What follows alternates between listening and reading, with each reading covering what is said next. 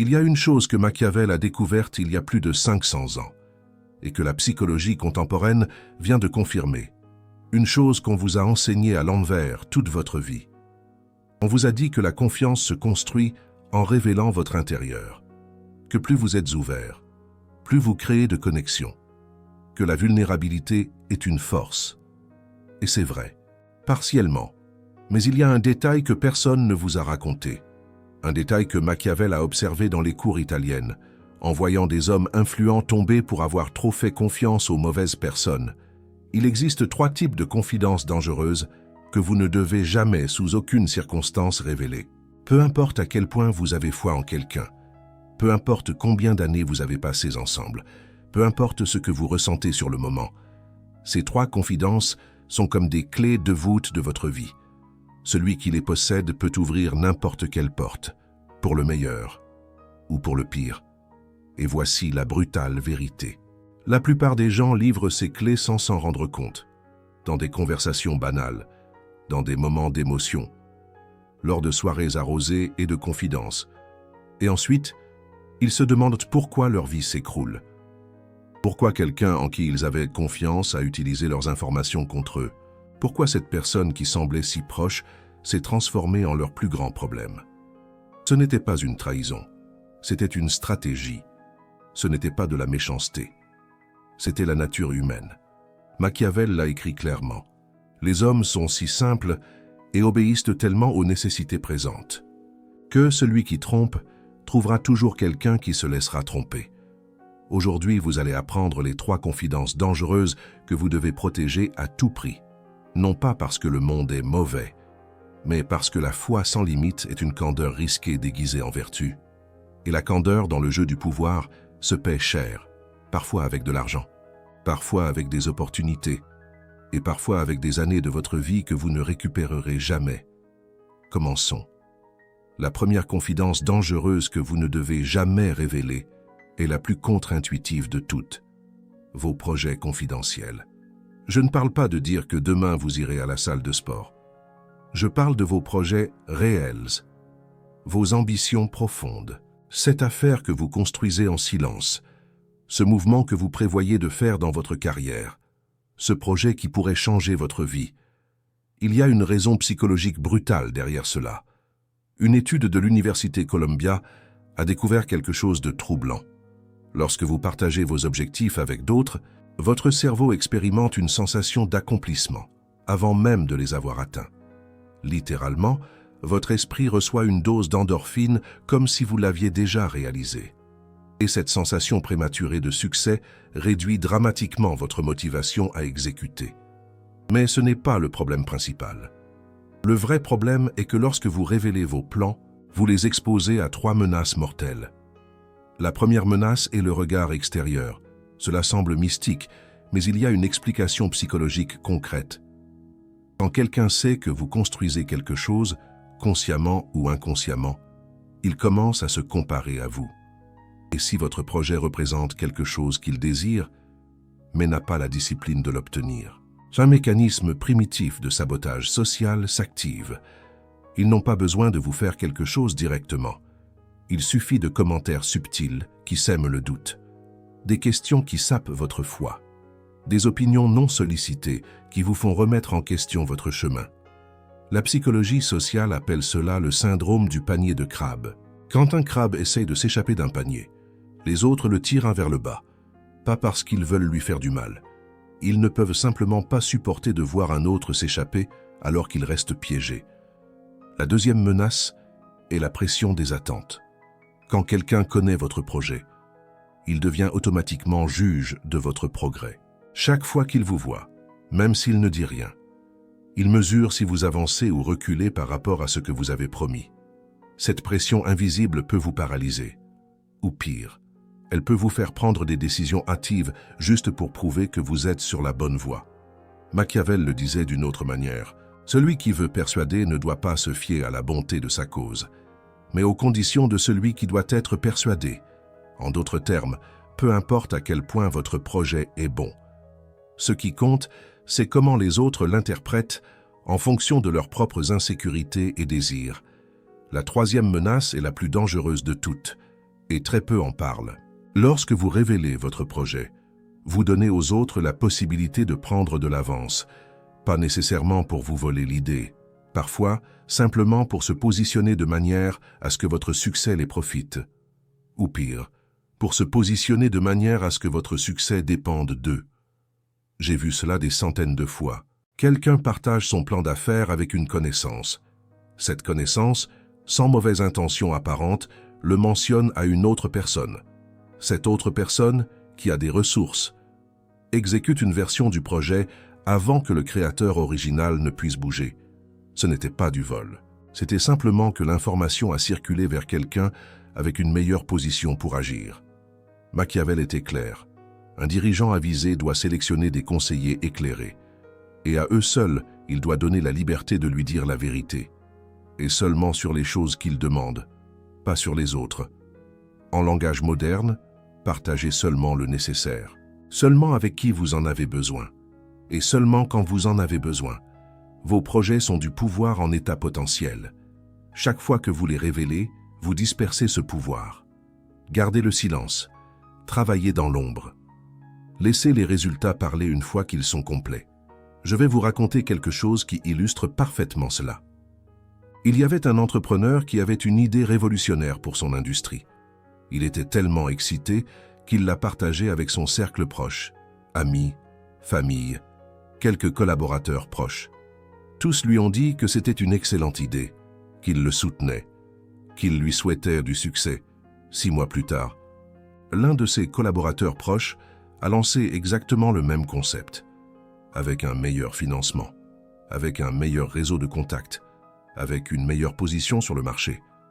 L'entrepreneur original a été dévasté, pas parce qu'il a perdu l'opportunité d'affaires, mais parce qu'il n'a jamais pu prouver que l'idée était la sienne. Il n'a jamais pu récupérer quelque chose qu'il n'aurait jamais dû lâcher. Il n'y avait pas nécessairement de mauvaises intentions. Simplement, l'information a circulé vers l'endroit où elle pouvait être mieux exécutée. Et c'est exactement ce que Machiavel met en garde. Tous ceux qui écoutent vos projets ne veulent pas vous nuire. Mais tous ceux qui écoutent vos projets ont maintenant des informations qui peuvent être utilisées de manière que vous ne contrôlez pas. Il y a un autre cas que j'ai vu récemment. Une femme préparait depuis des mois sa démission pour lancer sa propre entreprise. Elle avait tout calculé. Économie, contacts, un plan d'action détaillé. Elle a commis une erreur. Elle l'a dit à une collègue qu'elle considérait comme une amie.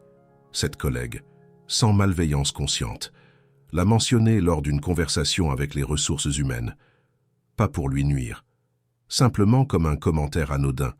2 semaines plus tard, la femme fut licenciée, avant de pouvoir donner sa démission, dans les termes qu'elle souhaitait, sans la prime qu'elle espérait, sans la transition qu'elle avait planifiée, sans la référence positive dont elle avait besoin.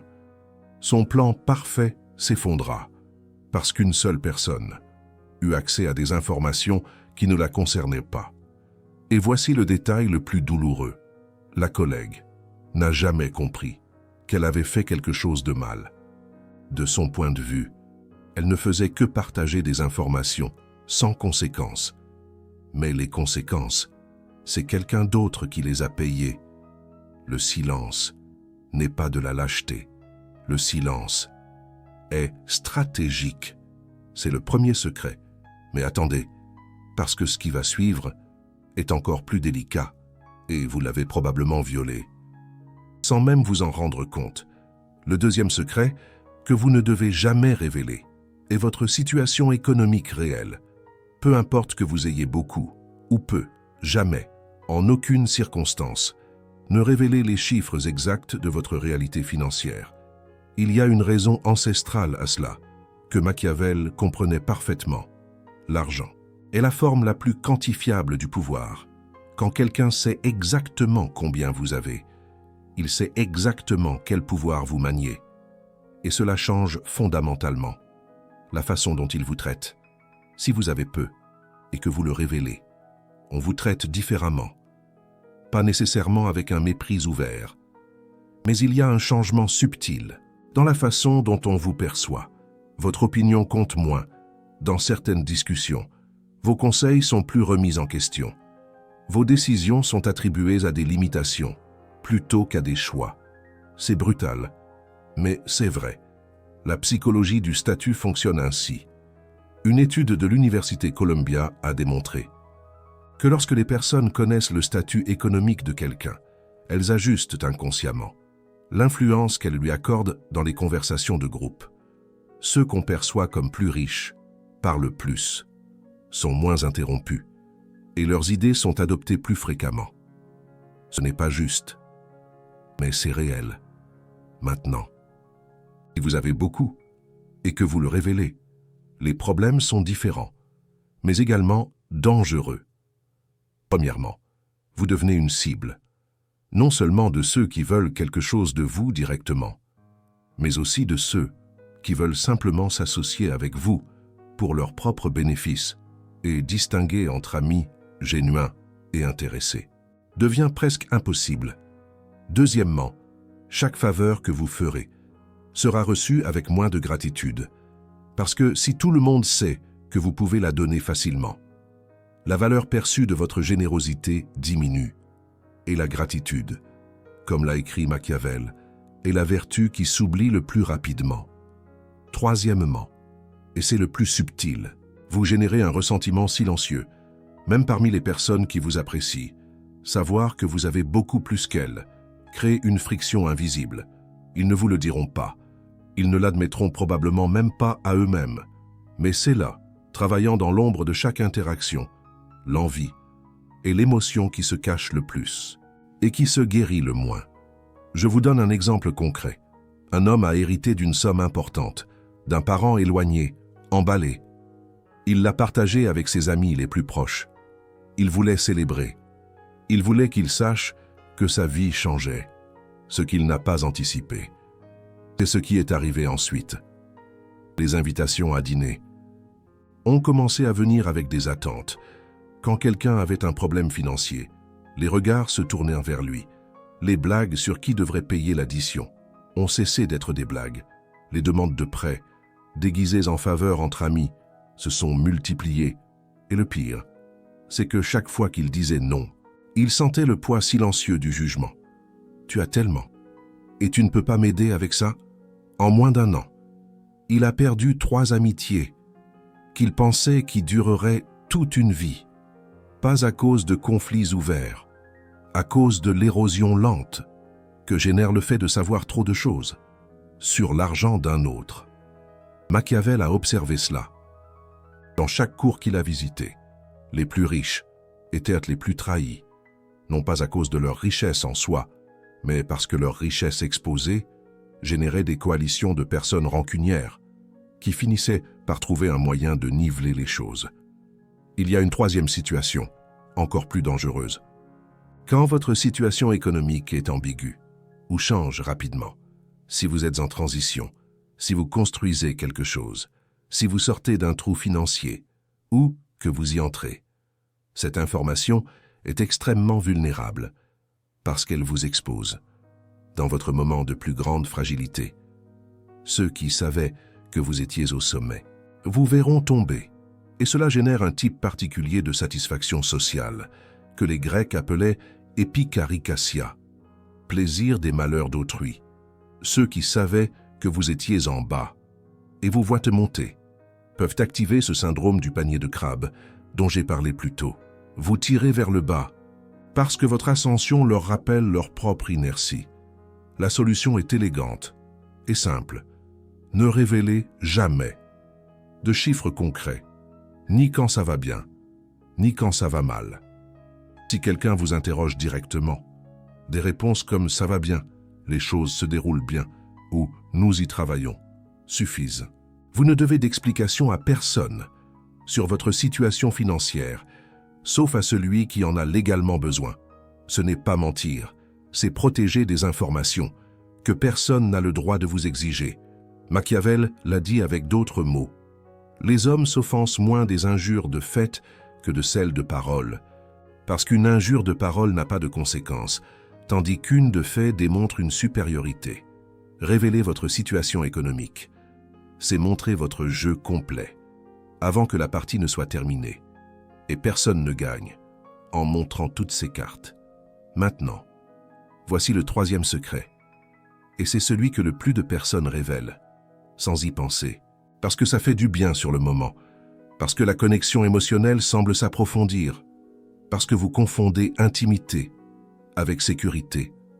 Le troisième secret, que vous ne devez jamais révéler, est vos peurs et vos faiblesses profondes. Je ne parle pas d'admettre que vous avez peur des araignées ou que vous n'aimez pas parler en public. Ce sont des vulnérabilités superficielles qui peuvent même générer de la proximité en vous humanisant. Je parle de vos peurs existentielles, de vos blessures d'enfance qui suppurent encore, des insécurités qui vous réveillent à 3 heures du matin, des cicatrices émotionnelles qui vous définissent vraiment.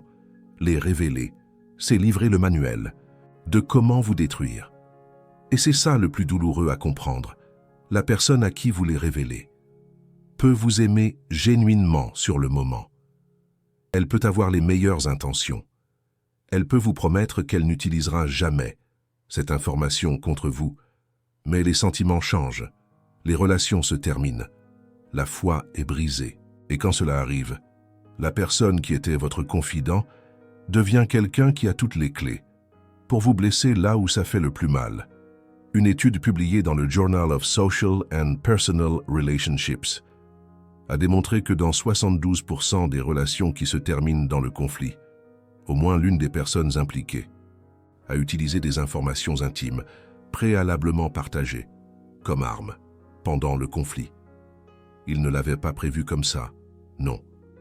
Ils ne sont pas entrés dans cette relation en pensant « je vais garder ça sous le coude pour plus tard », simplement. Quand les émotions négatives prennent le contrôle, le cerveau cherche automatiquement les outils les plus efficaces pour blesser. Et rien ne blesse plus qu'une attaque dirigée exactement là où vous savez que ça fait mal. Machiavel l'a constaté en politique. Les trahisons les plus efficaces venaient toujours de ceux qui avaient accès aux confidences dangereuses de la personne trahie, les conseillers éclairés, les amis proches, les amants, parce qu'ils savaient exactement où frapper. Je vais vous raconter une histoire vraie qui illustre parfaitement cela. Un homme a révélé à sa compagne pendant des années d'intimité que sa plus grande peur était d'être abandonné, comme son père l'avait abandonné enfant. Il lui a raconté comment cette blessure avait défini sa vie, comment elle affectait chaque relation, comment parfois il se réveillait avec de l'anxiété, juste en pensant à perdre quelqu'un d'important. Sa compagne l'a écouté avec compassion, l'a embrassé, lui a promis qu'elle ne le laisserait jamais seul. 4 ans plus tard, lorsque la relation s'est détériorée et que les conflits ont augmenté, ces mêmes mots sont revenus comme des couteaux. C'est pour ça que personne ne reste avec toi. Ton propre père savait que tu n'en valais pas la peine. Elle n'était pas une personne malveillante, c'était une personne blessée qui, dans un moment de rage, a cherché l'arme la plus efficace disponible et il la lui avait livrée volontairement. Cet homme a mis des années à se remettre de cette attaque, pas à cause de la rupture, mais pour avoir été détruit avec ses propres confidences. Il y a une autre dimension que peu de personnes prennent en compte. Lorsque vous révélez vos peurs profondes à quelqu'un, vous lui donnez du pouvoir sur vous, même s'il ne l'utilise jamais activement. Parce que maintenant, chaque fois que vous interagissez avec cette personne, il existe la possibilité latente qu'elle mentionne quelque chose de connexe, pas pour vous blesser, peut-être juste comme un commentaire désinvolte. Mais ce commentaire active toute la douleur associée. Et vous, consciemment ou inconsciemment, vous commencez à vous comporter différemment autour d'elle, plus prudemment, plus défensivement, moins authentiquement. La relation change, même si personne n'a rien fait de mal. Alors, que faites-vous de vos peurs profondes? Vous ne pouvez pas simplement les enterrer. Cela crée d'autres problèmes. La réponse de Machiavel, adaptée au monde moderne, serait la suivante. Traitez vos blessures dans des espaces sûrs et anonymes. Un thérapeute professionnel est tenu à la confidentialité et n'a pas de relation émotionnelle avec vous qui pourrait contaminer l'information. Un journal que personne d'autre ne lit peut contenir tout ce que vous devez exprimer sans vous exposer aux autres. Des groupes de soutien anonymes où personne ne vous connaît en dehors de ce contexte. Même la réflexion solitaire, bien dirigée, peut être salutaire, Ce qu'il ne faut pas faire, c'est confondre intimité romantique ou amicale avec espace thérapeutique. Votre partenaire n'est pas votre thérapeute. Votre meilleur ami n'est pas votre thérapeute. Votre famille n'est pas votre thérapeute. Ils peuvent vous aimer, ils peuvent vous soutenir, mais ils n'ont ni la formation, ni la distance émotionnelle pour gérer vos confidences dangereuses de manière sûre. Et, plus important encore, ils sont aussi des humains, avec leurs propres insécurités, leurs propres peurs, leur propre capacité à blesser quand ils se sentent blessés. Syndrome du panier de crabe. Machiavel n'a jamais écrit que vous deviez être froid ou détaché. Il a écrit que vous deviez être stratégique avec votre vulnérabilité maîtrisée. Et être stratégique signifie choisir consciemment quoi révéler, à qui le révéler et quand le faire. Maintenant, si vous êtes arrivé jusqu'ici, vous pensez probablement à toutes les fois où vous avez violé ces principes. Et je veux vous dire quelque chose d'important avant de continuer. Ne vous blâmez pas pour le passé. Vous ne saviez pas ce que vous ne saviez pas. Vous avez fait foi parce qu'on vous a appris que la foi totale était une vertu. Vous avez révélé parce qu'on vous a dit que l'ouverture absolue créait la connexion. Mais maintenant, vous savez quelque chose de différent. Et ce que vous ferez de cette connaissance à partir d'aujourd'hui est la seule chose qui compte. Il y a quelque chose que je dois clarifier pour que cela ne soit pas mal interprété. Je ne dis pas que vous devez devenir une personne fermée. Je ne dis pas que la foi est mauvaise. Je ne dis pas que vous devez vous méfier de tout le monde. Je dis quelque chose de plus nuancé. La foi est un spectre, pas un interrupteur. Vous pouvez faire foi à quelqu'un pour certaines choses, sans lui faire foi de tout. Vous pouvez être vulnérable, maîtrisé dans certains aspects, sans vous exposer complètement. Vous pouvez avoir une intimité authentique, sans livrer les clés de voûte de votre vie. En fait, les relations les plus saines fonctionnent ainsi. Chaque personne dans votre vie a un niveau d'accès approprié, comme les cercles concentriques d'une forteresse. Dans le cercle extérieur, il y a les connaissances. Vous leur montrez votre visage public, vos opinions sûres, votre personne sociale. Un cercle plus à l'intérieur. Il y a les amis occasionnels. Ils peuvent voir un peu plus, vos goûts réels, quelques frustrations, votre humour sans filtre, plus à l'intérieur. Il y a les collaborateurs proches. Ils connaissent vos luttes actuelles, vos objectifs à moyen terme, vos relations significatives. Et au centre, dans le noyau, il ne devrait y avoir qu'une seule personne, vous-même, parce que les 3 confidences dangereuses dont nous avons parlé aujourd'hui, vos projets confidentiels, votre situation économique réelle et vos peurs existentielles appartiennent à ce noyau. Non pas parce que les autres ne méritent pas de les connaître, mais parce que vous méritez de les protéger. Machiavel n'était pas un homme froid.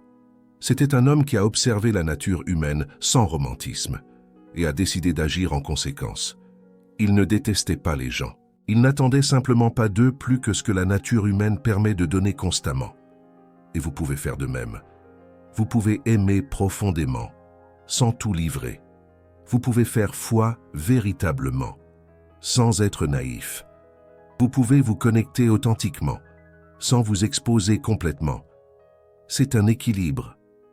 Et comme tout équilibre, cela demande de la pratique. Maintenant, je veux que vous fassiez quelque chose. Pensez à la dernière fois que vous avez révélé l'une de ces 3 confidences dangereuses à quelqu'un à qui vous n'auriez pas dû. Pas pour vous blâmer, pour apprendre. Qu'est-ce qui vous a poussé à le faire?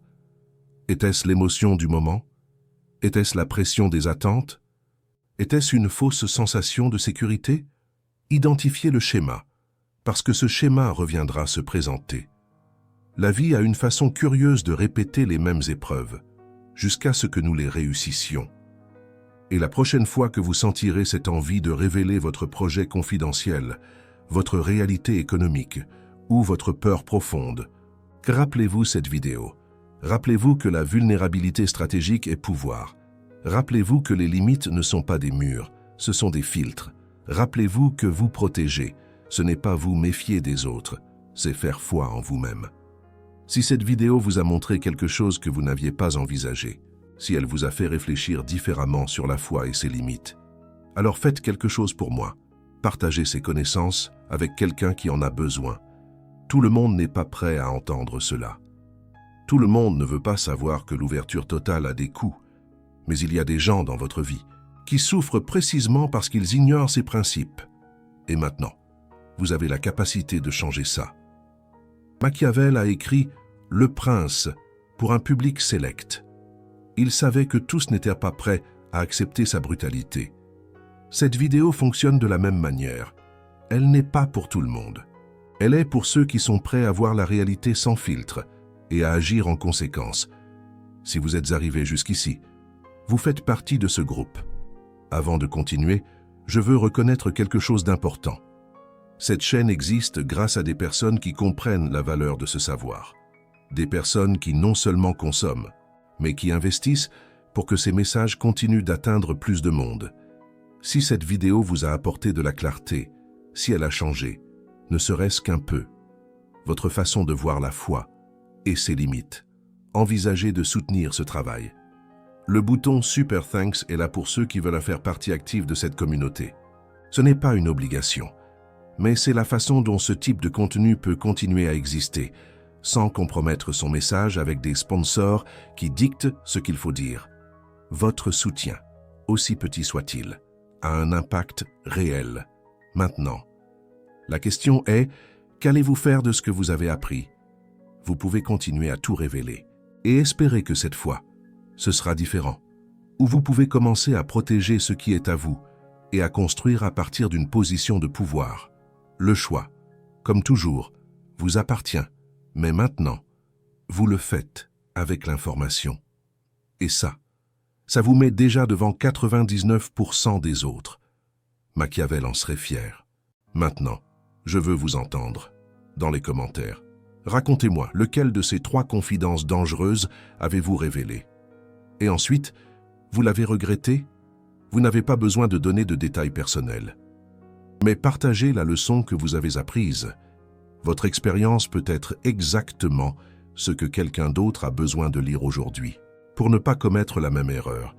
Et si vous connaissez quelqu'un qui est trop ouvert, trop confiant, trop vulnérable avec des gens qui ne le méritent pas, partagez-lui cette vidéo. Elle peut changer sa vie, avant qu'il n'apprenne ses leçons de manière douloureuse. On se retrouve dans la prochaine vidéo. Et rappelez-vous, gardez le silence sur vos projets. Votre argent et vos peurs, les résultats parleront d'eux-mêmes quand ils seront complets.